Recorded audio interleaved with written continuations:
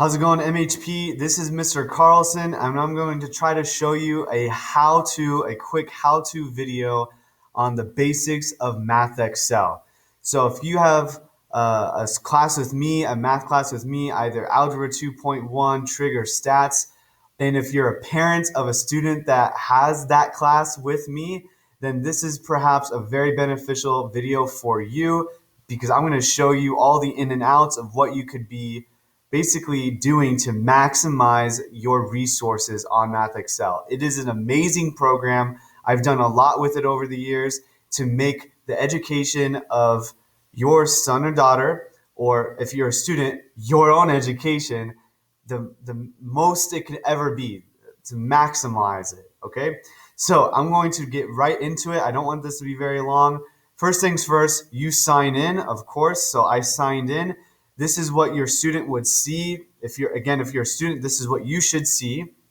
And I'm just on trigonometry right now, and I think that's okay, but this is what they'll see, the title of the class. I'm in trigonometry. You will see the course home. What is the course home? Well, first of all, you start to see this calendar. Okay, so this calendar basically has, if you click it, that's all I did was I just clicked it. Oh my goodness. Okay, so all I did was I clicked this calendar thing. I just clicked it right here, and it basically tells me 8 or more. So these are all the assignments that I have in here. That's just all the assignments that I will post. I'll post all the assignments, open them up on Monday, and you have the whole week to complete them. Okay, so they're all going to be due on Friday, most of the time by 4 p.m. Okay. You scroll down, you start to see on this course homepage, you also start to see this MathXL orientation, this assignment, that assignment, and you start seeing these honors things. What is that? I'm going to get more into it later. But then you also start seeing completed assignments. So if you've completed assignments, they're completed right here. If you haven't completed any assignments, then they'll be right here. These are the past due assignments for myself, I guess. And they'll tell you the number of questions on each, or the score that you approximately have on each, okay?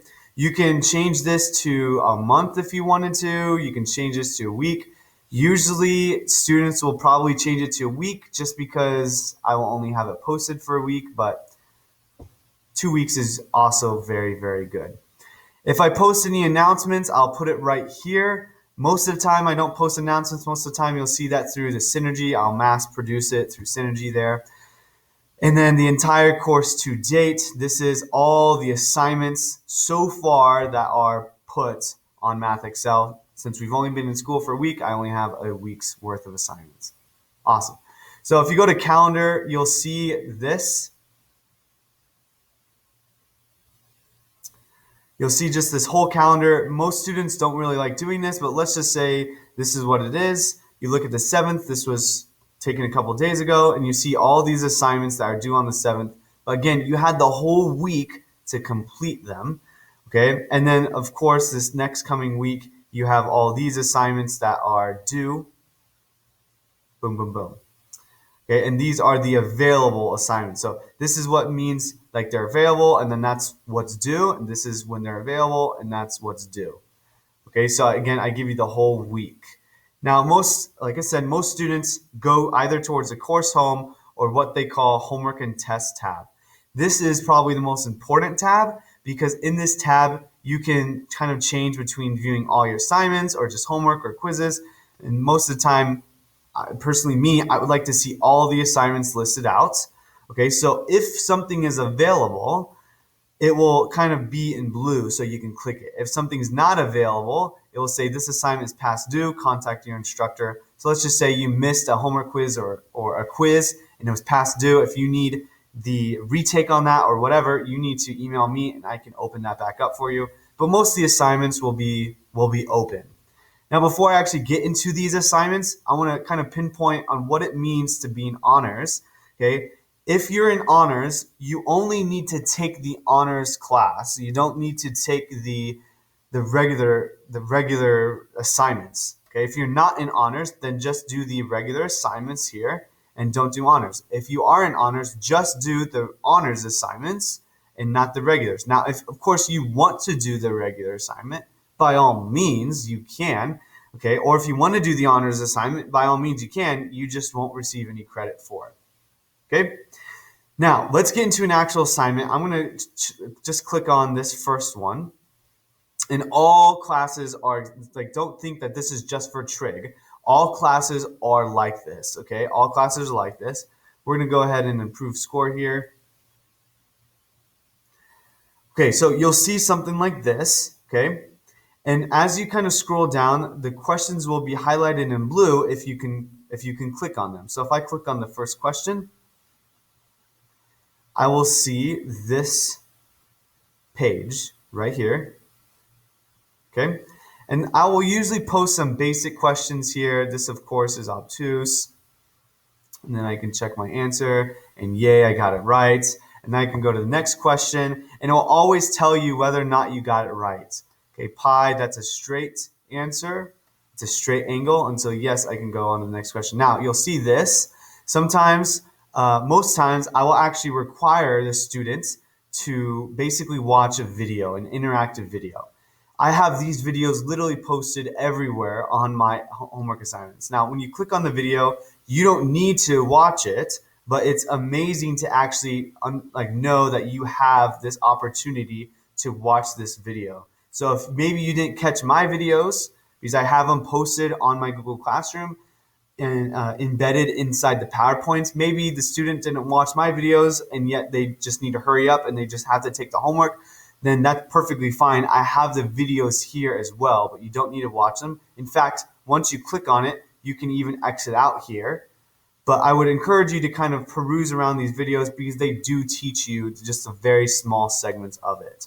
And then you can go ahead and display question, and then it'll start going to town on your actual questions. Now, here's the big part of the whole video. Number one, they always will post the assigned media that I have assigned right here with you. So as you're kind of going through these questions, in case you need a refresher, here's the video again. Okay? Number two, if you click on question help, there's a variety of these question helps. Number one, it will be help me solve this. Students usually don't like this because it actually helps you solve the exact question that you have on here, and you actually basically have to go through it, and it basically tells you to kind of select each one. Let's just say it's this one, and then it'll say, you're wrong, and then you have to continue going through it. But once you close out, it will actually give you a whole new question. Now, that help is really, really great if you want to understand it like concretely.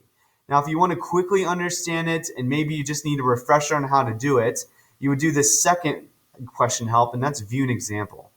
This view an example takes you through a different example, not the one that you're given, but a different one, and goes through the exact same steps, but it's not really interactive. And so maybe it'll kind of go through the exact same steps, then you'll close, and then you'll try to do those same steps or mimic those steps on this example here. So most students love view an example. The next thing is a video. You already kind of saw the video, but it goes through a similar video, but maybe a more specific video here. Again, here's a video. By all means, use it. Okay, by all means, it takes you through. Use it. Students just don't know about these resources, and this is amazing. These are amazing resources here. So please use them. That's another video you can use. Animation is okay. I don't really recommend it, and it takes a while to load. I'm not going to get too much into it, but basically it's just it kind of walks you through the PowerPoint, the textbook PowerPoint. Not really a video, but it just walks you through the textbook PowerPoint and kind of shows you the steps. Most students don't do that, but it's still there. And then, of course, the textbook that this question is based off of. Calculator, if you actually need it. Most students actually use what we call Desmos. Desmos.com is this right here. And this is the calculator I recommend. It's free. It's online. You can create your own account with it. Completely free. Okay, and it's an amazing calculator. I can do 2 + 2 and it gives me 4. I can do 10 and then let's just say times 5, and it gives me 50. It's an amazing calculator. It can even do trig functions. I can do tangent of 5, and it gives me a random decimal. It's an amazing calculator, okay?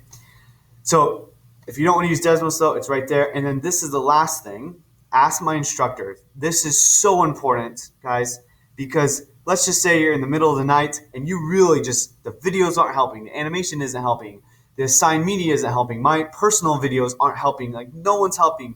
Your next door neighbor, your parents aren't helping, no one's helping. What can you do?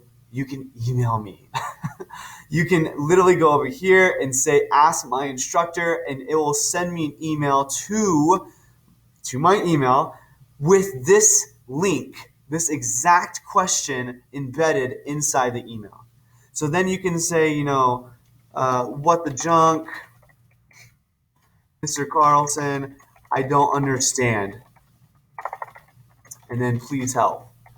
I will get that comment in my email, and I'll also get a link to this exact question, of which I can click on it and I can actually work through it side by side. So I can actually help you solve this. So this is 75 degrees. I need to multiply this by pi all over 180 degrees, and then the degrees go poofy. So this is 75 pi all over 180, and after that I need to divide by 5 and so forth and blah, blah, blah. But I can actually do that. Then I can take a screenshot of this and I can send it to your email, and hopefully that will help. So a lot of students don't understand, just don't even get, and a lot of parents don't even understand as well, that they can actually have this much help on math. There's so many resources available now. So many resources available. Okay, so this is the main part I want you guys to see. I'm going to go ahead and save this. We're going to get back into the MathXL program, and then I'm going to wrap some stuff off. I hope this video, though, has been helpful so far. Okay, and then, of course, you'll see that I have other really lengthy videos embedded inside of this, inside of these questions. So in order to move on to these questions, you need to watch the video, and then, of course, you can just exit out right away, and then boom, you can get into the question. Okay?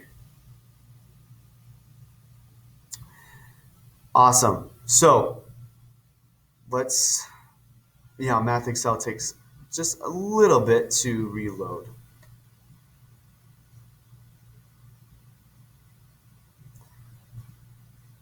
Okay. Now, another thing I want you to guys see is this results. So if I click on results, this is the results page. Whenever you take a test, quiz, or whatever, and you want to just know what you did was wrong, you can go ahead and go to this result page, and then you can click on review. This will show you the time spent. This will show you the time you started, the date you worked, and then review the questions that you actually want to work on. And then lastly, the study plan. The study plan students just don't use at all, and it's a really, really bad shame, because this study plan allows you to actually go through and practice certain things. So if you go to all chapters, we're in chapter 5 right now. We're in chapter 5. If you go ahead and click on chapter 5, trigonometric functions, and then click on 5.1, you see all this study plan stuff. And you can just click on it. If you want vocabulary check, do I know the vocabulary of 5.1? Or if I want to find a video, these will tell you, like, if you click on it, it will actually take you to a study plan practice, of which you can just kind of crank out question after question after question after question after question. And these will actually help you not just with quizzes, but also tests and the final exams, okay? So a lot of students just don't understand that they have this. Like, let's just say they really want to study. They can use the actual study plan embedded in here. It's amazing, and I highly encourage the student to go check it out, okay? So that's all I have for MathXL. I hope that was beneficial. I hope it kind of showed you a little bit more about what the MathXL program is, how you can actually use it, how the resources can be beneficial to you as a student and to you as a parent, So please, if you have any questions, email me at colton.carlson@leonagroup.com. Have your student email me whenever they need. I hope that this quarter, even though it's online, I really hope that this quarter will be as amazing as possible. Us teachers at MHP are really dedicated to serving you. And so please reach out to us if you don't know. But I hope this video helps alleviate the things that you don't know, and maybe empowers you as a student or as a parent, or puts a little bit more confidence in you when you're starting to do your homework. So please email me if you have any questions. I would love to answer them. I hope you have a fantastic day, and I hope this video was helpful.